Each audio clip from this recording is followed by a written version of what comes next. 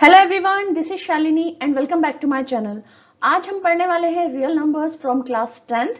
बहुत important chapter है, बहुत इंटरेस्टिंग चैप्टर है। इसमें हम पढ़ेंगे रियल नंबर्स की सारी एप्लीकेशन, यूक्लिड्स लेमा और एल्गोरिथम में क्या फर्क होता है वो हम देखेंगे, और किसी भी इरेशनल नंबर्स की इरेशनलिटी हम कैसे प्रूव करते हैं वो भी आज हम इस वीडियो में पढ़ेंगे। तो चलिए वीडियो को शुरू करते हैं, बट उससे पहले अगर आपने अभी तक चैनल को सब्सक्राइब नहीं किया तो प्लीज सब्सक्राइब कर दीजिए और बेल आइकन को जरूर हिट कर दीजिए for the new updates. So let's start.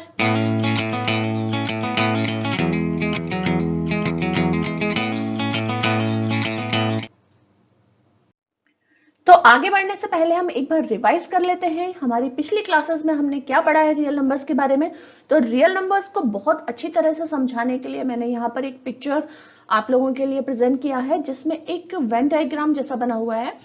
Real numbers में इंक्लूड होते हैं सारे नंबर, पूरी दुनिया जहान के जितने भी नंबर होते हैं वो सब इंक्लूड होते हैं रियल नंबर्स के अंदर, चाहे रैशनल नंबर हो, इरेशनल नंबर्स हो, इंटीजर्स हो, होल नंबर्स हो, नेचुरल नंबर्स हो, डेसिमल्स हो, कुछ भी हो, all are real numbers. Okay, तो मुझे लगता नहीं कि इसके आगे मुझे रियल नंबर्स के बारे में कुछ और बताने की आपको जरूरत है, क्योंकि इसकी सारी प्रॉपर्टीज आप ऑलरेडी पिछले क्लास में पढ़ चुके हैं। तो अब हम सीधा बढ़ेंगे हमारे नेक्स्ट टॉपिक की तरफ। तो सबसे पहले हम समझते हैं कि लेमा और एल्गोरिथम में क्या फर्क होता है। तो लेमा, जैसे कि आपने ये वर्ड पहली बार सुना है क्लास 10th में, एक प्रूवन स्टेटमेंट है जिसका हम यूज करते हैं किसी और स्टेटमेंट्स को या फिर किसी और थ्योरम्स को प्रूव करने के लिए। जैसे कि आपको पता है कि जो ट्राइंगल्स के तीनों एंगल्स का सम होता है वो होता है 180 डिग्री। बहुत ही सिंपल सी सेंटेंस है ये, बहुत ही सिंपल सा स्टेटमेंट है, सबको पता है। लेकिन इस सिंपल स्टेटमेंट का यूज हम कई बार करते हैं क्वेश्चंस को सॉल्व करने के लिए, कई बार हम करते हैं दूसरी थ्योरम्स को प्रूव करने के लिए या फिर दूसरे स्टेटमेंट्स को प्रूव करने के लिए। तो ये हमारे पास क्या हो गया, ये जो सेंटेंस हमारे पास हो गया, ये हमारे पास हो गया लेमा। ठीक है, ये एक छोटा सा लेमा हो गया जिसका हम यूज कर रहे हैं दूसरे थ्योरम्स को प्रूव करने के लिए। सो अंडरस्टूड है लेमा क्या होता है। इसी तरह यूक्लिड्स ने भी एक लेमा हमको प्रोवाइड किया है जिसका यूज हम कर सकते हैं उसके एल्गोरिथम में। ठीक है, अब वो एल्गोरिथम क्या होता है मैं भी आपको बताने वाली हूं, लेकिन पहले आप देख लो कि ये लेमा क्या है जो यूक्लिड्स ने हमें दिया हुआ है। इसे हम कहते हैं यूक्लिड्स डिवीजन लेमा, यानी कि इसका यूज होता है सिर्फ डिवीजन से रिलेटेड एप्लीकेशंस में। ठीक है, तो ये लेमा क्या कहता है कि कोई भी दो पॉजिटिव इंटीजर्स हो a और b, तो उनके साथ होल नंबर्स एग्जिट करते हैं q और r such that a is equals to bq plus qr। Okay, जहां पर r जो है वो 0 से बड़ा या बराबर होना चाहिए और b से छोटा होना चाहिए। ठीक, अब यहाँ पर a, b, q और r क्या है, जब मैं आपको ये बताऊंगी तो आपको लगेगा ओ माय गॉड, ये तो हम पहले भी पढ़ चुके हैं, ये तो बहुत छोटी क्लास में हमने पढ़ा था। जी हाँ, बिल्कुल सही, हम बात कर रहे हैं हमारे बहुत ही फेमस फॉर्मूला की, dividend equals to divisor into quotient plus remainder, जो आप शायद क्लास 6-7 से पढ़ते हुए आ रहे हैं। ठीक है, तो यहाँ पर a है डिविडेंड, b है डिवाइजर, q है कोशिएंट, r है रिमाइंडर।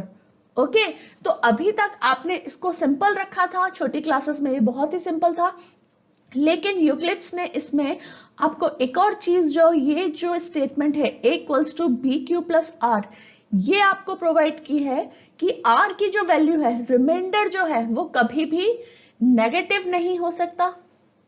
ठीक है, एक चीज तो इस लेमा से हमको प्रूव ये हुई है कि कभी भी जो r की वैल्यू है वो नेगेटिव नहीं हो सकती।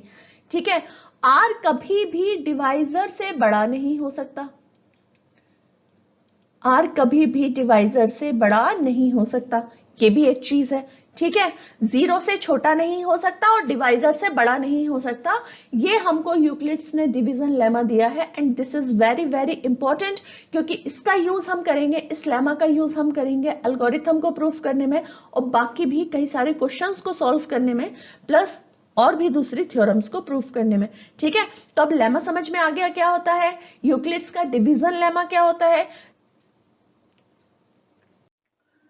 तो अब हमने लेमा समझ लिया है कि क्या होता है, तो अब हम देखते हैं कि एल्गोरिथम क्या होता है। एल्गोरिथम लेमा से भी ज्यादा सिंपल वर्ड है।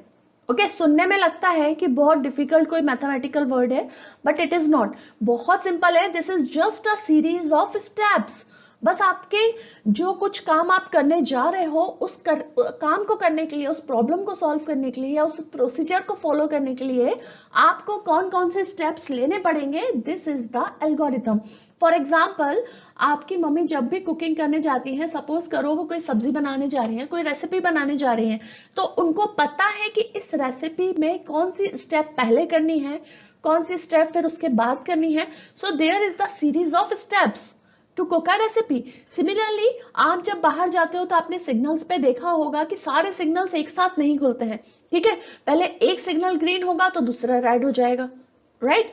फिर जब वो वाला ग्रीन होगा तो दूसरा रेड हो जाएगा। कभी कभी बीच बीच में कोई सिग्नल्स रेड होते हैं तो पेडेस्ट्रियन सिग्नल जो होते हैं, जो पैदल चलने वाले लोगों के लिए सिग्नल्स होते हैं, फिर वो ग्रीन होते हैं। तो हर एक चीज जो है वो स्टेप वाइज वहां फॉलो होती है, राइट। तो वेल डिफाइंड का मतलब क्या है? वेल डिफाइंड का मतलब ये है कि सारी जो स्टेप्स हैं वो एक दूसरे के बिना कंप्लीट नहीं हो सकती। जब तक आप फर्स्ट स्टेप नहीं करेंगे आप सेकंड पे नहीं जा सकते, राइट। सेकंड स्टेप किए बिना आप थर्ड स्टेप पे नहीं जा सकते। So this is the meaning of well defined, right. तो algorithm is nothing but just a well-defined series of steps to complete a procedure or to solve a problem. Clear है? Algorithm भी, lemma भी हमको clear है। तो अब जैसे Euclid's ने डिवीजन लेमा दिया है, सिमिलरली एक डिवीजन एल्गोरिथम भी दिया है उसी लेमा को यूज करके, ठीक है। जो हमने अभी पिछली स्लाइड में लेमा पढ़ा, क्या पढ़ा हमने? अपना लेमा हमने पढ़ा कि जो रिमाइंडर है उसकी वैल्यू कभी भी 0 से कम नहीं हो सकती, या तो 0 से बड़ी होगी या बराबर होगी, और डिवाइजर से हमेशा छोटी होगी, ठीक है। ये हमने हमारे लेमा में पढ़ा हुआ है और इसका हम यूज करेंगे डिवीजन एल्गोरिथम में। अब डिवीजन एल्गोरिथम क्या होता है? यूक्लिड्स का डिवीजन एल्गोरिथम यूज करते हैं हम किसी भी दो इंटीजर्स का HCF निकालने के लिए। HCF मतलब क्या? HCF यानी कि हाईएस्ट कॉमन फैक्टर, ठीक है। लास्ट क्लासेस में हम काफी छोटी क्लासेस से निकालते हुए आ रहे हैं HCF। हम इसकी मेथड्स जानते हैं, प्राइम फैक्टराइजेशन मेथड जानते हैं, प्लस लॉन्ग डिवीजन मेथड को भी हमको पता है कि HCF निकालने के लिए लॉन्ग डिवीजन मेथड का भी यूज होता है। सो यूक्लिड्स का division algorithm is nothing but just a restatement of long division method to find the HCF। कोई भी इंटीजर्स को निकालने के लिए बस उन्होंने इसको रीस्टेटमेंट कर दिया है। अब रीस्टेटमेंट कैसे कर दिया है वो आप समझोगे एक एग्जांपल से, ओके। तो यूक्लिड्स का डिवीजन लेमा और division algorithm both are connected, both are nothing but the long division method to find the HCF। तो अब यहां पर हम क्वेश्चन करते हैं, using Euclid's division algorithm find the HCF of 255 and 867, ठीक है। अब यहाँ पर क्लियरली आपको दिया हुआ है कि यूक्लिड्स डिवीजन एल्गोरिथम आपको यूज करना है, ठीक। तो आप यहाँ पर प्राइम फैक्टराइजेशन मेथड से इसको नहीं निकाल सकते, हमको इसको लॉन्ग डिवीजन मेथड से ही निकालना पड़ेगा, क्योंकि जो यूक्लिड्स का डिवीजन एल्गोरिथम है वो कुछ नहीं है, वो सिर्फ लॉन्ग डिवीजन मेथड का ही कुछ चेंज फॉर्म्ड है, ठीक है। तो अब हम इसमें किसको डिवाइजर बनाएंगे?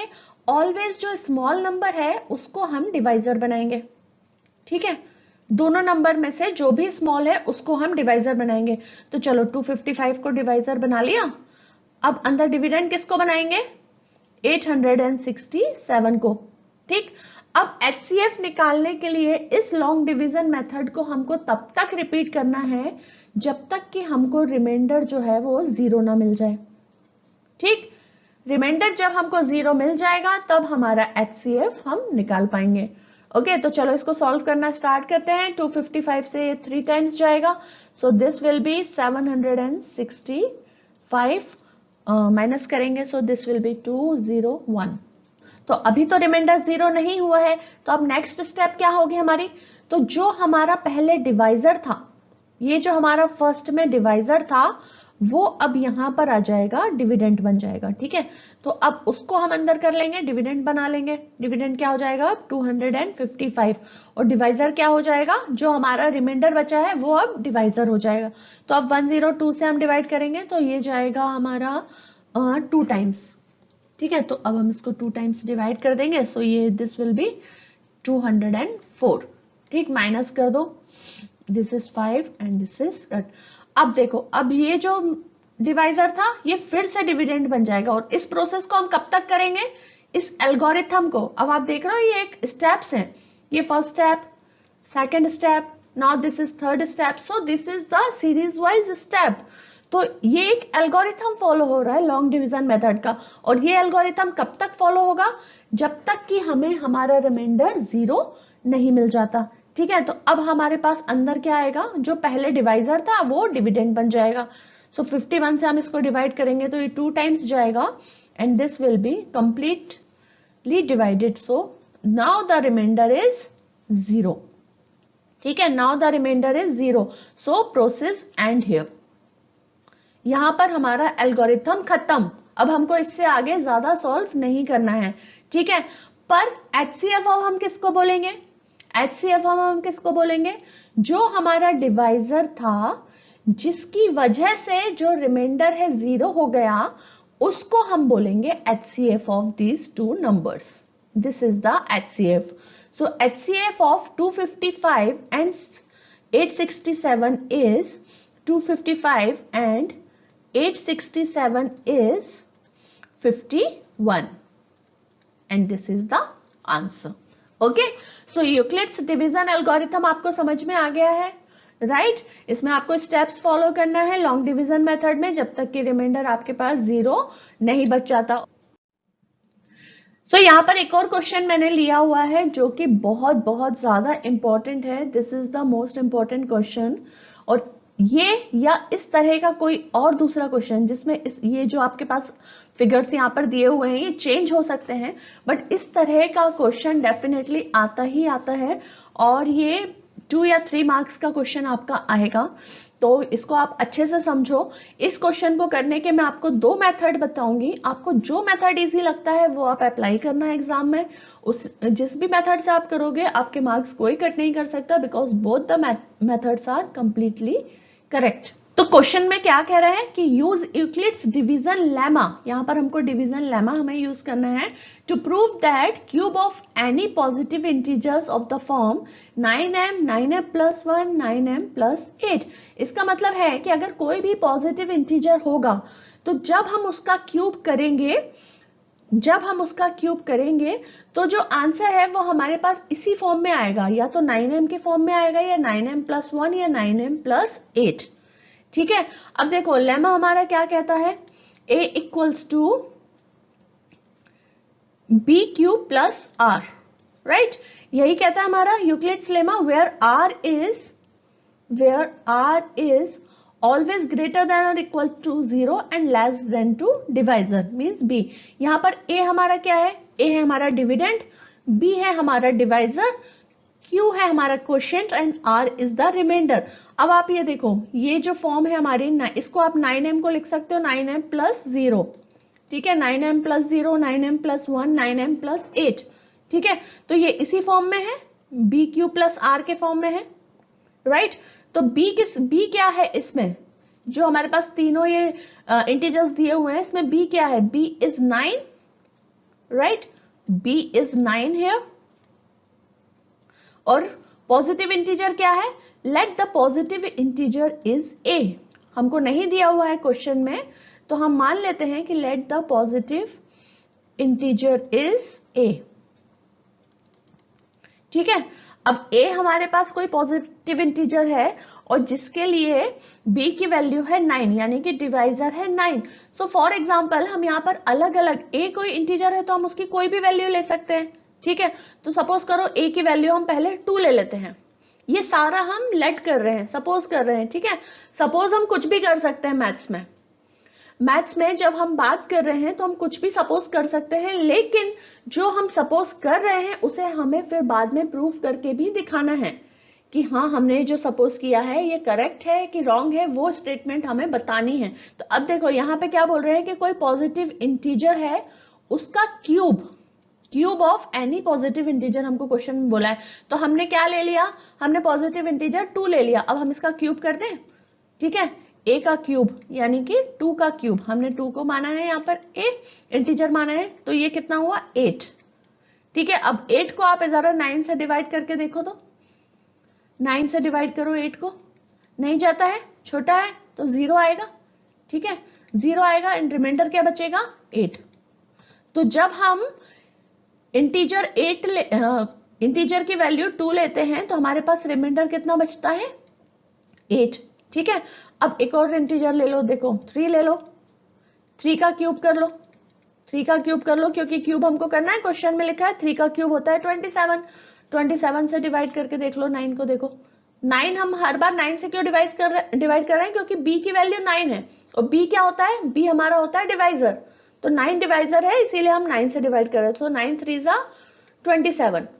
ठीक है, तो अब हमारे पास रिमाइंडर क्या बचा 0, राइट। तो एक केस में हमारे पास रिमाइंडर बचा 8, एक केस में हमारे पास रिमाइंडर बचा 0। अब हम a इक्वल्स टू 4 लेके देख लो एक बार, 4 का क्यूब, 4 का क्यूब कितना होता है हमारे पास, 4 4 16, 16 4 64। ठीक है, 64 को 9 से डिवाइड करो। ठीक है, तो 9 से डिवाइड करेंगे तो कितने टाइम्स जाएगा, 9 7 63, right. So this will be the remainder will be 1, सो r इक्वल्स टू 1 हो गया इस केस में। ठीक है, r इक्वल्स टू 1 हो गया, राइट। अब जो ये कोशिएंट्स हैं, ये जो कोशिएंट्स हैं इनको आप किस तरह से फॉर्म में लिख सकते हो, यानी कि अगर आप इंटीजर्स का क्यूब करते हो तो आपके पास रिमाइंडर जो है वो 8 आता है, 0 आता है या फिर 1 आता है।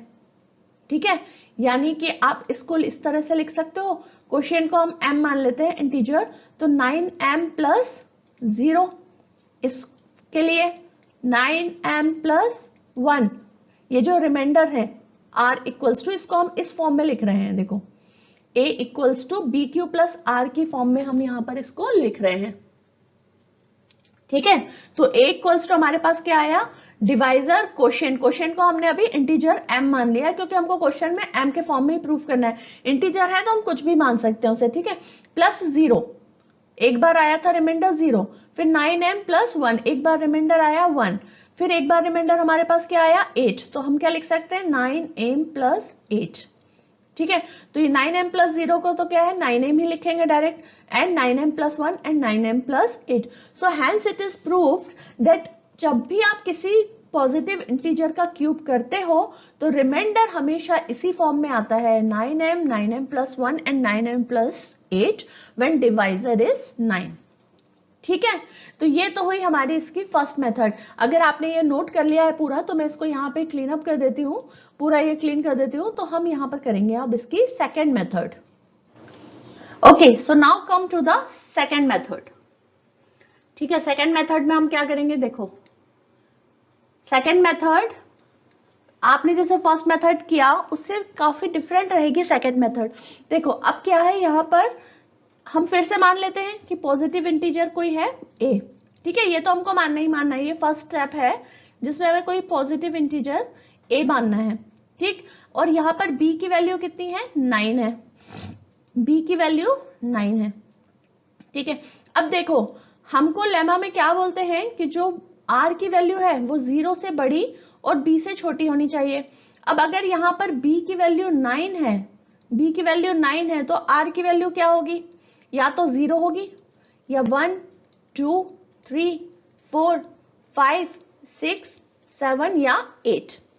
ठीक है, 9 नहीं हो सकती क्योंकि हमें बोला है कि डिवाइजर से छोटी होनी चाहिए।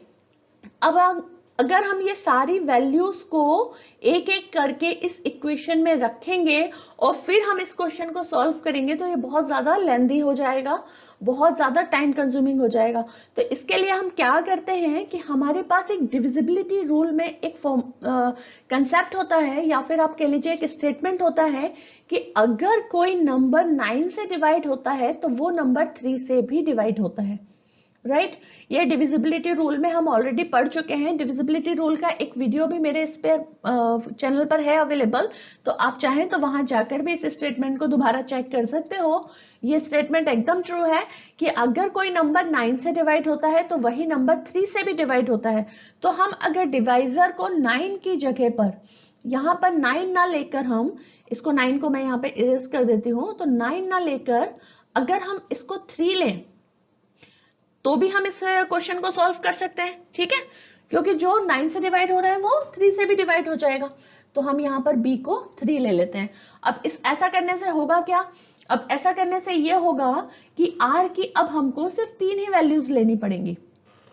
r की अब हमको 3 वैल्यूज लेनी पड़ेंगी, एक तो 0, एक तो 1 और 2, क्योंकि जो डिवाइजर है वो 3 है तो हमको 3 से कम लेना है। ठीक है, तो r की 3 वैल्यूज के लिए अब हम इसको सॉल्व कर लेंगे, तो हमारा जो क्वेश्चन है वो छोटा हो गया। So if r equals to 0, तब हमारा जो क्वेश्चन है वो कैसा बनेगा, देखो इंटीजर है हमारे पास a, ठीक है, डिवाइजर हमारे पास 3 है, क्वोशिएंट हम q रहने देंगे और r की वैल्यू को हम 0 रख देंगे। ठीक है, तो ये हमारे पास हो जाएगा a इक्वल्स टू 3q। लेकिन क्वेश्चन में हमको क्या बोला है कि हमको उनका क्यूब करना है, जो भी इंटीजर है उसका हमको क्यूब करना है, तो हम कर लेते हैं। देखो a cube equals to 3q cube, 3q का हम क्यूब करेंगे तो हमारे पास क्या हो जाएगा 27q का क्यूब। 27 को हम क्या लिख सकते हैं, 27 को हम लिख सकते हैं 9 इंटू 3q क्यूब। ठीक है, अब 3q टू द पावर 3 क्या है, एक इंटीजर है, तो इंटीजर है तो हम उसको कुछ भी मान सकते हैं, क्योंकि हमको क्वेश्चन में जो वैल्यू है वो चाहिए 9m के फॉर्म में, तो हम 3q क्यूब को मान लेते हैं m, इसकी जगह पर हम मान लेते हैं m, तो a क्यूब इक्वल्स टू क्या हो जाएगा 9m। ठीक है, 9m, तो ये तो हमारा आ गया फर्स्ट, कि हमने प्रूव कर दिया कि इंटीजर का एक फॉर्म जो है 9m वो हमने यहाँ पर प्रूव कर दिया है। Now if r equals to 1, अब अगर r इक्वल्स टू 1 होगा तो क्या होगा फॉर्म, देखो इंटीजर a, डिवाइजर सेम रहेगा, क्वोशिएंट प्लस 1। ठीक है, अब हमको करना है इसका cube, a cube equals to 3q plus 1 का क्यूब। ठीक है, अब हम यहाँ पर क्या लगाएंगे, अब यहाँ पर हम फॉर्मूला लगाएंगे a प्लस b का होल क्यूब, क्या होता है a cube plus b cube plus 3a square b plus 3b square a, right. तो इसी तरह इसी फॉर्मूला से हम इसको खोल लेंगे, तो 3q प्लस 1, 3q प्लस 1 मतलब 3q का क्यूब प्लस 1 का क्यूब प्लस 3 इंटू 3q का स्क्वायर इंटू 1 प्लस 3 इंटू 1 का स्क्वायर इंटू 3q, राइट। देखो 3q का क्यूब कितना हुआ 27q क्यूब प्लस 1 प्लस 3 3 जा 9 3 जा 27q स्क्वायर प्लस 3 3 जा 9q। ठीक है, अब सारी q वाली टर्म्स एक तरफ कर लेते हैं। देखो 27q cube plus 27q square plus 9q plus 1। ठीक, इनमें से तीनों टर्म्स में से जो q वाली टर्म्स हैं इनमें से 9 कॉमन आ जाएगा। ठीक है, 9 बाहर ले लेते हैं, अंदर बचेगा 27q cube 3q cube plus 3q का square plus q and plus 1। अब ये जो हमारे पास ब्रैकेट के अंदर आया है this is also a integer, तो इस पूरे इंटीजर की जगह पर हम रख सकते हैं m। ठीक है, m रखेंगे तो क्या हो जाएगा हमारे पास फॉर्म, ये हमारे पास हो जाएगा 9m और ये प्लस 1 पीछे है ही हमारे पास, तो 9m plus 1। When r was 1, remainder अगर 1 हो तो जो हमारे पास इंटीजर का फॉर्म आता है वो आता है 9m प्लस 1 का, अगर r 0 है तो हमारे पास फॉर्म आता है 9m का। ये दो चीजें हमने प्रूफ कर दी हैं। इसी तरह हम r इक्वल्स टू 2 रख कर भी यहाँ पर प्रूफ कर लेंगे। अगर आपने ये पूरा नोट कर लिया है तो मैं इसको यहाँ पर क्लीन कर देती हूँ, फिर हम रखेंगे r इक्वल्स टू 2। ओके, तो अब हम रखेंगे r इक्वल्स टू 2। ठीक है, थर्ड हम क्राइटेरिया में r इक्वल्स टू 2 रखेंगे। r इक्वल्स टू 2 में क्या करेंगे, a सेम रहेगा, डिवाइजर हमारा 3 है, 3q प्लस 2। ठीक है, इसको भी हम अब क्यूब करेंगे, क्योंकि क्यूब तो हमको सबको करना है, क्वेश्चन में दिया हुआ है। तो इसे भी हम सेम उसी फॉर्मूला से a प्लस b का होल क्यूब के फॉर्मूला से हम इसे क्यूब करेंगे। 3q का क्यूब प्लस 2 का क्यूब प्लस 3 इंटू 3q का स्क्वायर इंटू 2 प्लस 3 इंटू 2 का स्क्वायर इंटू 3q। ओके, अब देखो 3q का क्यूब क्या होता है 27q क्यूब प्लस 2 का क्यूब 8 प्लस 3 3 जा 9 27 इंटू 2 इज 454। ठीक है, 54q स्क्वायर प्लस ये हमारे पास हो जाएगा 3 2 का स्क्वायर इज 4, 4 3 जा 12, 12 3 जा 36, 36 क्यू। ठीक है, क्यू वाली सारी टर्म्स को एक तरफ कर लेंगे तो ये 8 जो है वो लास्ट में चला जाएगा। 27 Q cube plus 54 Q square plus 36 Q plus 8, right. अब देखो इसमें से 9 हम कॉमन ले लेंगे। हम बार बार 9 क्यों बाहर ले रहे हैं, क्योंकि हमको क्वेश्चन में डिवाइजर जो है वो 9 दिया हुआ है, तो हमको divisor plus into quotient plus remainder इस फॉर्म में हमें इसको प्रूफ करना है, इसीलिए हम 9 को बार बार कॉमन ले रहे हैं। ठीक है, चलो अब इसमें अंदर क्या बचेगा, देखो क्यू वाले सिर्फ टर्म्स को देखना है। ये अंदर बचेगा इसमें 3q क्यूब, ठीक है, यहां पर बचेगा 6q square plus 4q plus 8। अब वापस से जो ये टर्म है, जैसे हमने पिछले दोनों सिनारियो में किया है, उसको इंटीजर है तो हम इसको कोई भी इंटीजर मान सकते हैं। सपोज करो इसको हम m मान लेते हैं, तो हम इसे किस फॉर्म में लिख सकते हैं फिर 9m और ये प्लस 8। ठीक है, तो अब आपने देखा कि हम पॉजिटिव इंटीजर जब हम कोई भी लेते हैं और उसका हम क्यूब करते हैं तो वो हमेशा 9m प्लस 1 और 9m प्लस 8 के फॉर्म में आता है, and hence the theorem proved, right. तो next is the fundamental theorem of arithmetic. तो फंडामेंटल थ्योरम क्या कहती है हमारी अर्थमेटिक की, कि अगर जो भी कॉम्पोजिट नंबर्स होते हैं, सबसे पहले तो आपको पता होगा कि प्राइम नंबर और कॉम्पोजिट नंबर्स क्या होते हैं। ठीक है, प्राइम नंबर्स वो नंबर्स जो किसी की टेबल में नहीं आते हैं, या तो 1 की टेबल में आते हैं या खुद की टेबल में आते हैं। ठीक है, जैसे कि 7 है, 7 किसी की टेबल में नहीं आता, 5 किसी की टेबल में नहीं आता, 3 किसी की टेबल में नहीं आता। So these all are prime numbers. और इन नंबर्स को छोड़कर जो भी नंबर्स हैं, बाकी जितने भी नंबर्स हैं, सारे के सारे कंपोजिट नंबर्स हैं, वो किसी ना किसी की टेबल में आते हैं। उसके 2 से ज्यादा फैक्टर्स होते हैं। ठीक है, उसको कोई और नंबर डिवाइड कर सकता है, तो उस तरह के नंबर को हम कहते हैं कंपोजिट नंबर्स। तो थ्योरम में क्या बोला है कि every composite number can be express as a product of prime numbers, यानी कि आप उसको फैक्टराइजेशन कर सकते हो। किसी भी कंपोजिट नंबर का जब आप प्राइम फैक्टराइजेशन करोगे तो आप उसको प्राइम नंबर्स के फॉर्म में लिख सकते हो, और जो फैक्टराइजेशन आप करोगे वो यूनिक होगा। यूनिक का मतलब है कि वैसा फैक्टराइजेशन किसी और का नहीं होगा। ठीक है, वैसा फैक्टराइजेशन किसी और कंपोजिट नंबर का नहीं होगा। एक कंपोजिट नंबर के जो फैक्टर्स हैं वो यूनिक रहेंगे, वैसे सेम फैक्टर्स किसी और कंपोजिट नंबर के नहीं हो सकते। और ऑर्डर्स का, यानी कि जैसे मान लो यहाँ पर एग्जांपल में मैंने 42 लिया हुआ है। ठीक है, 42 के अगर मैं यहाँ पर फैक्टर्स की बात करूं, प्राइम फैक्टर्स की, तो देखो क्या होगा, 2 2 जा 4, 2 1 जा 2, 3 7 जा 21 एंड 7 1 जा 7। ठीक है, ये इसके फैक्टर्स हो गए। क्या फैक्टर्स हो गए, 2 इंटू 3 इंटू 7। ठीक, अब अगर मैं इसको इस तरह से फैक्टर करूं कि मैं इसको पहले 3 से डिवाइड कर दूं। ठीक है, 3 1 जा 3 एंड 3 4 जा 12। ठीक है, 2 7 जा 14, 7 1 जा 7। तो अब इसके फैक्टर क्या होंगे, 3 इंटू 2 इंटू 7। ठीक है, ऑर्डर चेंज हो गया, ऑर्डर चेंज हो गया, बट क्या इससे फैक्टराइजेशन पे कोई फर्क पड़ा है?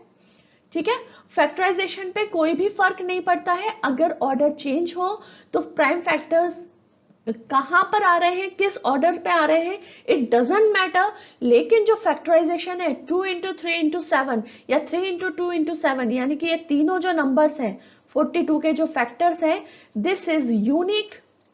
ये किसी और नंबर के फैक्टर्स में नहीं आएंगे। ठीक है, जैसे मान लो हम 54 के फैक्टर्स करें, 54 के फैक्टर्स करते हैं। देखो 2 2 जा 4, 2 7 जा 14। ठीक है, 3 9 जा 27, 3 3 जा 9, 3 1 जा 3। इसके फैक्टर्स डिफरेंट आए, डिफरेंट फैक्टर्स आए हैं। ठीक है, 42 की जगह पर आप 24 का करके देख लो। देखो यहां पर हम 24 के फैक्टर्स करते हैं। ठीक है, वो भी चेक कर लेते हैं। 2 1 जा 2, 2 2 जा 4, 2 6 जा 12, 2 3 जा 6, 3 1 जा 3, 2 इंटू 2 इंटू 2 इंटू 3 डिफरेंट है। 2 इंटू 3 इंटू 3 इंटू 3 फॉर 54, ये भी डिफरेंट है। 42 का 2 इंटू 3 इंटू 7 ये भी डिफरेंट है। तो ये थ्योरम बस यही कहती है कि कॉम्पोजिट नंबर्स को आप प्राइम फैक्टर्स के रूप में प्राइम फैक्टराइजेशन करके उनके जो फैक्टर्स लिखोगे वो यूनिक रहेंगे, वो किसी और में रिपीट नहीं होंगे। सो this is the all about this theorem. इसके अलावा इसमें कुछ भी खास नहीं है। तो बहुत सिंपल थ्योरम है बट यूजफुल है। इसी तरह की एक और थ्योरम हमारे पास है जो क्या कहती है कि अगर कोई प्राइम नंबर है p, वो किसी इंटीजर के स्क्वायर को डिवाइड कर रहा है तो वो उस इंटीजर को भी डिवाइड करेगा। If p divides a square then p also divides the a where a is a positive integer and p is the prime number। यानी कि कोई प्राइम नंबर अगर किसी नंबर के, सपोज करो जैसे यहाँ पर है ना, एक एग्जांपल से समझ लेते हैं, ठीक है। यहाँ पर देखो a की वैल्यू, समझो कोई इंटीजर है a जिसकी वैल्यू हमने ले ली 2, ठीक। a कोई इंटीजर है जिसकी वैल्यू हमने ले ली 2, तो 2 का स्क्वायर अगर हम करेंगे तो क्या आएगा 4, ठीक है। और 4 को अगर हम कोई सी प्राइम नंबर से डिवाइड करते हैं, सपोज करो 2 से ही डिवाइड करते हैं, 2 is also even prime number, 2 is only the even prime number, ठीक है। तो इससे अगर हम इसको डिवाइड करते हैं तो कितने 2 टाइम्स डिवाइड होता है। तो अगर ये इसके स्क्वायर को डिवाइड कर रहा है तो ये 2 को भी डिवाइड करेगा, जो इंटीजर हमने लिया है उसको भी डिवाइड करेगा, देखो, ठीक है। तो ये थ्योरम यही कहती है कि अगर कोई प्राइम नंबर किसी नंबर के किसी इंटीजर के स्क्वायर को डिवाइड कर रहा है तो वो उस इंटीजर को भी डिवाइड कर सकता है। इसी पर बेस्ड हम एक क्वेश्चन करेंगे। इसी तरह का क्वेश्चन है कि ये जो हमने थ्योरम पढ़ी है दोनों, इसी पर बेस्ड एक क्वेश्चन है कि check whether 6 to the power n can end with digit 0 for any natural number n। आपको ये बताना है कि 6 to the power n, जहां पर n जो है वो नेचुरल नंबर है, कोई भी नेचुरल नंबर हो सकता है 0 को छोड़कर। तो आपको बताना है कि उसका जो डिजिट बनेगा वो 0 पे एंड होगा, यानी उसका यूनिट डिजिट जो है वो 0 होगा। अब आपको पता है, देखो, किसी भी नंबर का यूनिट डिजिट 0 कब होगा? अगर मैं आपसे कहूं 6 है, इसके यूनिट प्लेस पे 0 आना चाहिए, तो कैसे आएगा? इसमें 10 का मल्टीप्लाई करोगे तो 60 होगा, राइट, तभी यूनिट प्लेस पे 0 आएगा। या फिर आप 100 का मल्टीप्लाई करोगे तो 600 होगा, तब भी यूनिट प्लेस पे 0 आ सकता है। यानी यहाँ पर आपको एंड जो है वो 0 पे होना चाहिए, ये आपको क्वेश्चन में बोला है। तो 0 पे एंड होने के लिए आपको 10 या 10 टू दी पावर कोई भी 10 टू दी पावर n, यानी कि 10 की कोई भी पावर हो, उससे आपको उस नंबर को मल्टीप्लाई करना पड़ेगा, तब उसमें एंड में जाके 0 आएगा, राइट।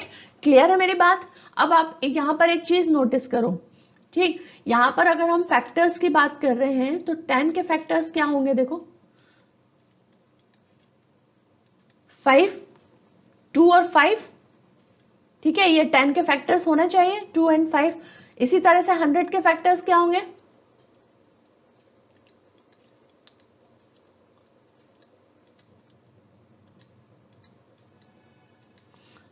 2 इंटू 5 इंटू 2 इंटू 5, ये 100 के फैक्टर्स हैं। यानी कि जब भी आपको यूनिट प्लेस पर 0 चाहिए है तो आपको 2 इंटू 5 वाले फैक्टर का एक पेयर तो आपको चाहिए ही होगा। 2 इंटू 5 यानी कि 10। अगर 2 पेयर हैं 2 इंटू 5 2 इंटू 5 यानी कि 100, ठीक है।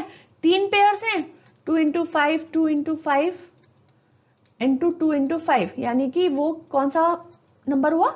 1000, ठीक है। तो ये आपको यहां पर ध्यान रखना है। अब देखो 6 के फैक्टर आप करना, जरा 6 के फैक्टर करो। 2 3 जा 6, 3 1 जा 3, क्या आए 6 के फैक्टर्स? 2 इंटू 3। इसमें 5 है क्या? इसमें 5 है क्या 6 के फैक्टर में? नहीं है, 5 नहीं है, ठीक है। 6 के फैक्टर्स में 5 नहीं आएगा, इसका मतलब ये है कि इसके यूनिट प्लेस पर 0 नहीं आ सकता। तो हम इसका आंसर कैसे लिखेंगे? इसका आंसर हम लिखेंगे कि there is no 5 in the factor of 6, in the factor of 6, so it cannot end up with digit 0, end up with digit 0। n की किसी भी वैल्यू को आप यहां पे रख दो, लेकिन उसके फैक्टर में 6 के फैक्टर्स में कभी भी 5 नहीं आएगा तो इसका मतलब ये है कि अगर 5 नहीं आएगा तो 0 आ ही नहीं सकता, क्योंकि 0 लाने के लिए 10, 100,000 किसी से मल्टीप्लाई होना जरूरी है, और वो मल्टीप्लाई जब तक नहीं होगा तब तक आपके यूनिट प्लेस पे 0 नहीं आ सकता। तो अब हमको बहुत इंपॉर्टेंट टॉपिक यहां पर हमारे सामने आ गया है, जो है किसी भी नंबर की इररेशनैलिटी प्रूफ करना। किसी भी नंबर को इररेशनल प्रूफ करना, ये क्वेश्चन आता ही आता है हर साल, तो आपको बहुत ध्यान देना है। इसको हम करते हैं मेथड ऑफ कॉन्ट्रडिक्शन से, ठीक है। इस तरह के जो क्वेश्चन होते हैं इन्हें हम करते हैं मेथड ऑफ कॉन्ट्रडिक्शन से। कॉन्ट्रडिक्शन का क्या मतलब होता है कि हमने कुछ काम किया और फिर बाद में हमको लगा कि ये काम तो हमने गलत कर दिया, ये काम तो हमने रॉन्ग कर दिया, ऐसा हमको नहीं करना चाहिए था, तो वहां पर वो कॉन्ट्रडिक्शन हो गया। यानी जो बात हमने बोली है हमने उसी बात को बाद में रॉन्ग प्रूफ कर दिया कि नहीं ऐसा नहीं हो सकता, तो वहां पर वो कॉन्ट्रडिक्शन हो जाता है, ठीक है। तो जब किसी भी नंबर की इरेशनैलिटी प्रूफ करना है तो हमको सबसे पहले उस नंबर को मान लेना है कि ये तो रैशनल नंबर है, ठीक। कोई भी क्वेश्चन में नंबर दिया होगा, अभी हम क्वेश्चन करेंगे आगे, बट यहां पर मैंने कुछ स्टेप्स लिखे हैं जो आपको फॉलो करने हैं। इन स्टेप्स को अगर आप समझ लोगे तो क्वेश्चन को सॉल्व करना आपको इजी हो जाएगा, ठीक है। तो सबसे पहले तो जो भी नंबर आपको दिया हुआ है कि इसको इरेशनल प्रूफ करो, तो मान लो कि वो इरेशनल है ही नहीं, वो तो रैशनल नंबर है, ठीक है। मान लिया, अब रैशनल नंबर है तो फिर आप उसको किस फॉर्म में लिख सकते हो, फिर आप उसको लिख सकते हो P अपॉन क्यू के फॉर्म में, ठीक। रैशनल नंबर है तो P अपॉन क्यू के फॉर्म में आप उसको लिख सकते हो। अब जब आप उसको सॉल्व करोगे तो कुछ ना कुछ गड़बड़ हो जाएगी, कुछ ना कुछ गलत हो जाएगा, ठीक है। कुछ गलत हो जाएगा तो फिर आपको बाद में पता चलेगा कि जो मैंने माना था, यानी कि जो रैशनल नंबर मैंने उसको माना था वो तो मैंने गलत मान लिया था, यानी कि ये तो रैशनल नंबर हो ही नहीं सकता, ठीक। तो आपका एज्यूम्शन जो है, जो आपने माना था, जो आपने सपोज किया था, वो रॉन्ग हो जाएगा, और यहां पर आपका जो मेथड है वो कॉन्ट्रडिक्शन मेथड यहां पर अप्लाई हो जाएगी, ठीक है। और आप प्रूफ कर दोगे कि ये नंबर जो है, गिवन नंबर जो है, वो तो इरेशनल नंबर है, ठीक है। तो ये जो स्टेप्स हैं वो हम करते हैं, हमारे स्लाइड में एक क्वेश्चन है तो हम उससे सॉल्व करते हैं। So prove that root 3 is irrational number. तो ये रूट के अंदर जितने भी ये प्राइम नंबर्स आएंगे, 2 हो, 3 हो, 7 हो, 5 हो, 11 हो, इसमें से कोई ना कोई क्वेश्चन आता ही है जरूर, या फिर एक और मैंने इसके बाद भी एक क्वेश्चन लिया है, उस तरह के भी क्वेश्चन आते हैं, दोनों में आपको सॉल्व करके दिखाऊंगी। एक क्वेश्चन आपने समझ लिया तो फिर आप किसी भी क्वेश्चन को इरेशनल प्रूफ कर सकते हो। तो ध्यान से देखना, ठीक है, इस क्वेश्चन को ध्यान से देखना। हमको प्रूफ करना है रूट 3 इज इरेशनल नंबर। अब हमने स्टेप 1 में क्या पढ़ा था कि हम मान लेते हैं कि रूट 3 जो है वो रैशनल नंबर है। So root 3 is a rational number, ठीक है, ये हमने यहां पर मान लिया। अब रैशनल नंबर है तो हम इसको कैसे लिख सकते हैं? रैशनल नंबर्स को तो हम P अपॉन Q के फॉर्म में लिख सकते हैं, ठीक है। लेकिन हमको इसको यहां पे सिर्फ ऐसे ही लिखकर नहीं छोड़ देना है, P अपॉन Q के फॉर्म में लिखना है। तो हमको बताना है कि P और Q वहां पर क्या है। मैथमेटिक्स में जब भी आप कोई स्टेप लिखते हो तो आगे उसका रीजन भी लिखना है, ठीक है, कि P अपॉन Q हमने क्यों माना है, P अपॉन Q यहाँ पर क्या है। तो P अपॉन Q, P और Q यहाँ पर इंटीजर्स हैं, इंटीजर्स हैं, ठीक है। कैसे इंटीजर्स हैं? दे आर को प्राइम इंटीजर्स। एक्चुअली यहां पर हमको लिखना है दे आर को प्राइम इंटीजर्स।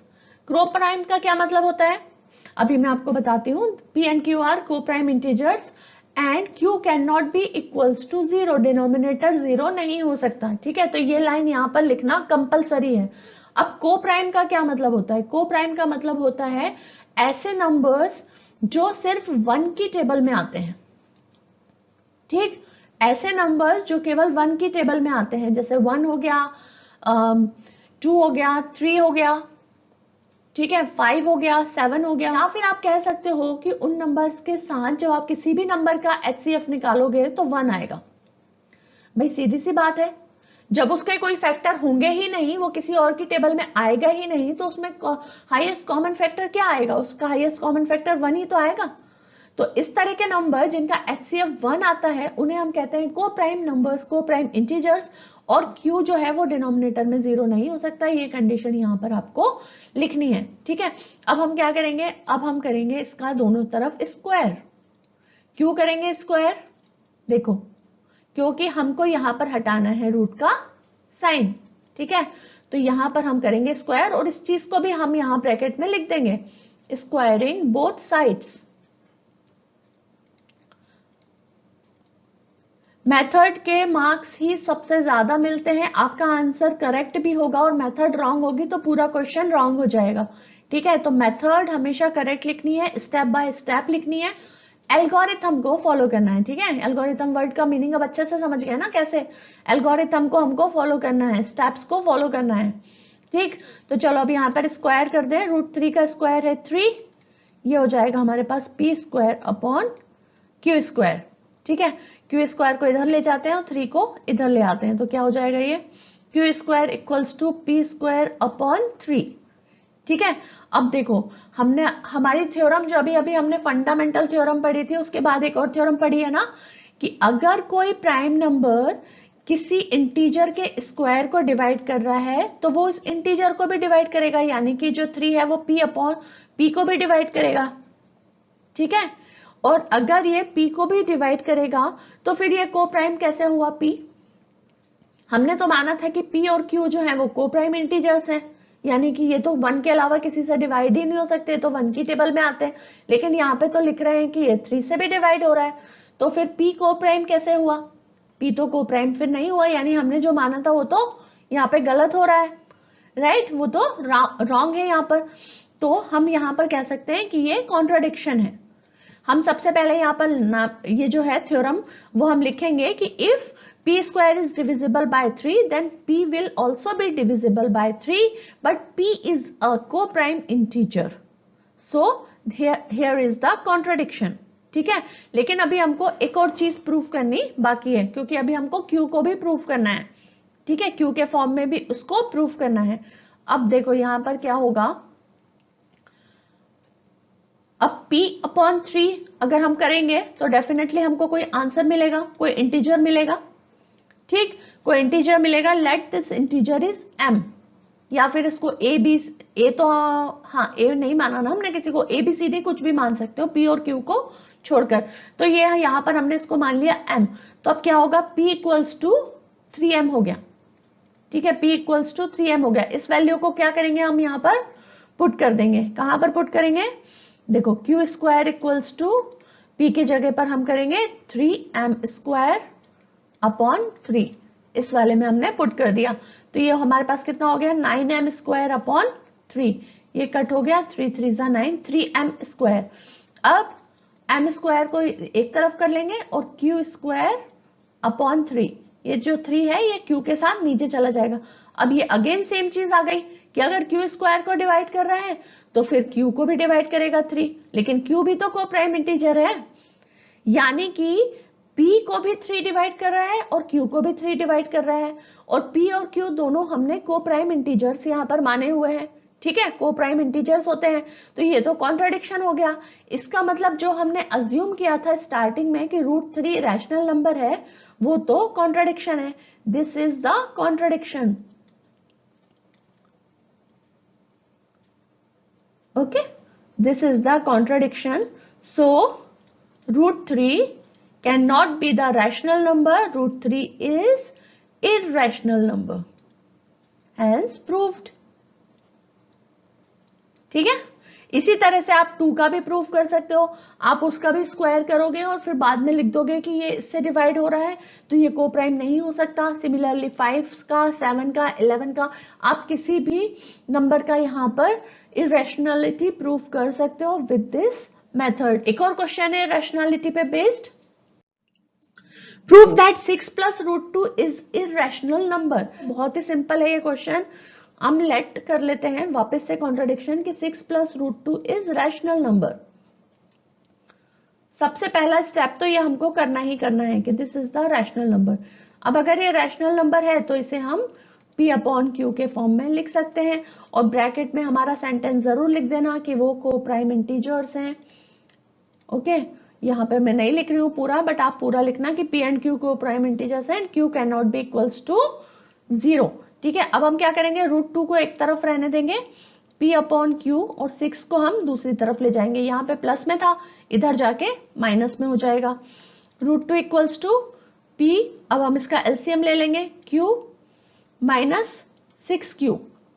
ठीक है, अब देखो एक तरफ क्या है, इरेशनल नंबर है, इरेशनल नंबर है, और दूसरी तरफ क्या है, इंटीजर है, रैशनल नंबर के फॉर्म में, इंटीजर्स एंड रैशनल नंबर्स के फॉर्म में है ये। ठीक है, और बीच में हमारे पास क्या है, इक्वल्स टू का साइन। तो इरेशनल नंबर कभी भी रैशनल नंबर्स के इक्वल में नहीं हो सकता, नहीं हो सकता। √2 cannot be equals to an rational number, क्योंकि √2 एक इरेशनल नंबर है। So left hand side and right hand side are not equal. So this is the contradiction, हम यहां पर भी लिखेंगे, it is the contradiction. So our assumption is wrong, हमने जो माना था वो गलत है, अवर assumption इज रॉन्ग। तो सही क्या है, सही ये है कि 6 + √2 इज इरेशनल। ठीक है, तो इस तरह से आपको कोई भी नंबर क्वेश्चन में दिया हो, आप किसी की भी रैशनैलिटी प्रूव कर सकते हो। बहुत ही सिंपल है, बस रूट वाले टर्म्स को एक तरफ कर लेना। ठीक है, विदाउट रूट वाली टर्म्स को एक तरफ कर देना। ठीक है, सिंपल है। तो आई होप कि ये पूरा चैप्टर आपको अच्छी तरह से समझ में आया होगा। इसकी एक्सरसाइज आप करने को ट्राई करना। जितने भी क्वेश्चन है उनमें से कोई भी डाउट है तो आप वो क्वेश्चन मुझे कमेंट सेक्शन में लिखकर पूछ सकते हो, मैं डेफिनेटली उसका आंसर करूंगी। तो मिलते हैं हमारे नेक्स्ट वीडियो में, तब तक प्रैक्टिस करते रहिएगा, सेफ रहिएगा एंड बाय बाय।